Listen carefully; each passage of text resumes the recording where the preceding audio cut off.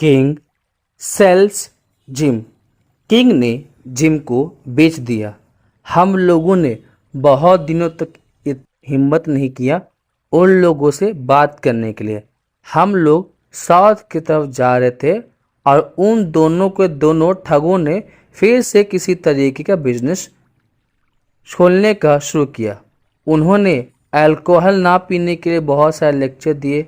उन्होंने dancing school भी खोला। हालांकि उनका डांसिंग स्कूल ज़्यादा समय तक चला नहीं और स्कूल बंद हो गया और वहाँ के लोगों ने उन्हें धक्के मार के बाहर निकाल दिया। उन्होंने मिशनरी ट्राई किया, मेस्मराइजिंग, डॉक्टरिंग, फॉर्च्यून टेलिंग मतलब भविष्य बताना, डॉक्टर बनने का, अलग अलग चीज़ें ट्राई की, लेकिन सारे के सारे फेल। अब वे लोग राफ्ट पे बैठे हुए थे और सोच रहे थे बिना बातें किए, और अंत में दोनों ने एक दूसरे से बिग वैम के पास बात करना शुरू किया। वे लोग घंटों तक बात करने लगे। वह दूसरी और मैं और जिम इस बात से चिंतित हो रहे थे और हम लोगों ने सोचा कि फिर यह कोई शैतानी प्लान बना रहे हैं। हम लोगों ने तो डिसाइड किया कि हम उनके प्लान के हिस्सेदार नहीं बनेंगे और उन्हें अकेला छोड़ देंगे। अगली सुबह होती है और हम लोग राफ्ट से एक सेफ प्लेस पे जाते हैं। कहाँ से? पाइक्सविल से, जो कि 2 मील दूर थे। वही दूसरी ओर किंग क्या करता है, समुद्र के किनारे जाता है और हमें बोलता है कि छुपे रहने के लिए, और वह बोलता है अगर वह दोपहर तक नहीं आता है तो सब कुछ ठीक है।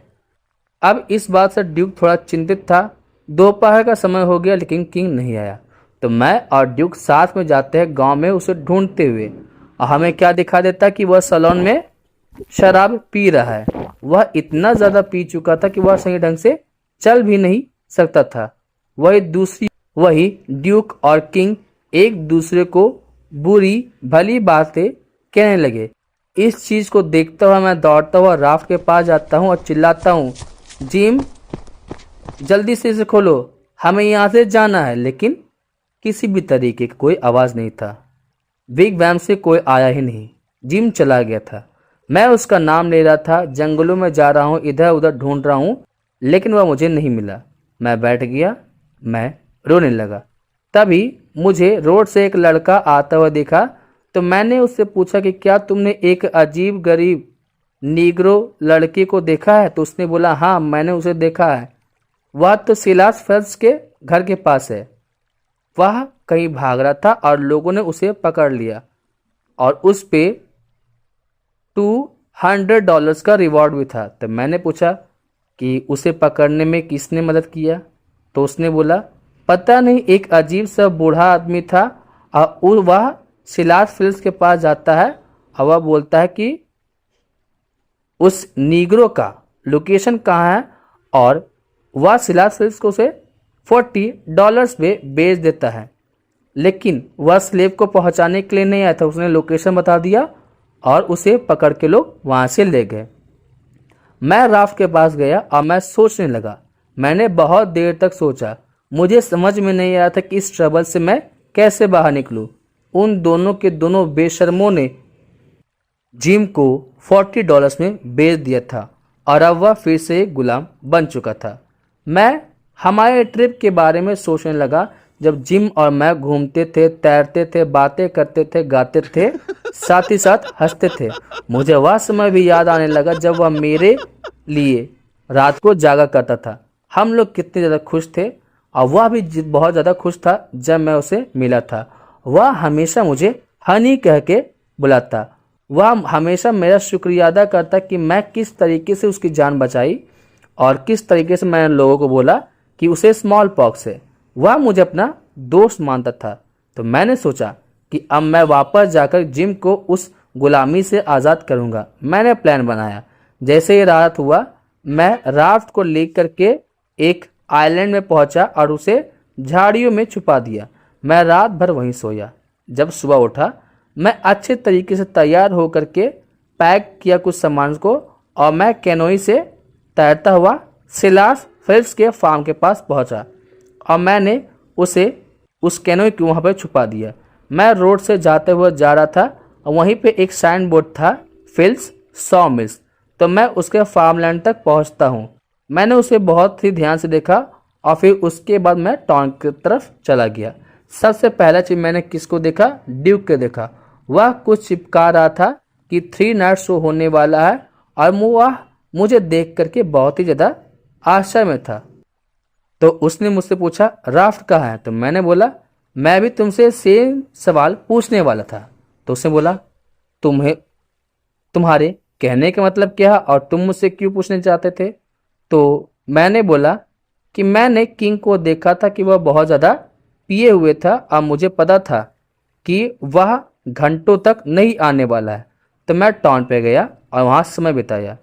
वहाँ पे एक आदमी मुझे मिलता है जो मुझे 10 सेंट देता है उसके एक स्किफ को पानी के पास लाने के लिए, पानी से बाहर निकालने के लिए, और एक शीप को, भेड़ को पकड़ने के लिए। वह शीप बहुत ज़्यादा स्ट्रांग था और बार बार भाग जा रहा था। हम उसे चेस करने लगे, उसे पकड़ने लगे और इसी तरीके से रात हो गया। जब मैं नदी के पास पहुंचा तो ना वहाँ पर राफ्ट था, राफ्ट वहाँ से चला गया था।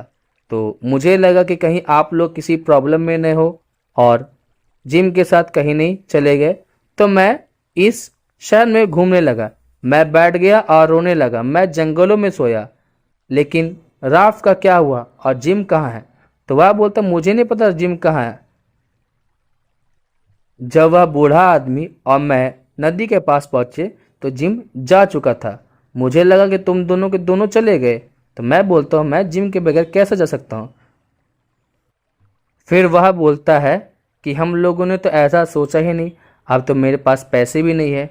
वह 10 सेंट कहाँ है? जल्दी मुझे दो।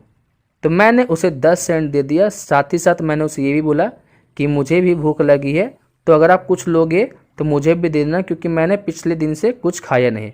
उसने बोला तुम्हें क्या लगता है जिम हमारे बारे में बता देगा? अगर उसने ऐसा किया तो हम उसकी खाल निकाल देंगे। तो वह बोलता है कि तुम कैसे बोल सकते हो कि वह नहीं भागा है?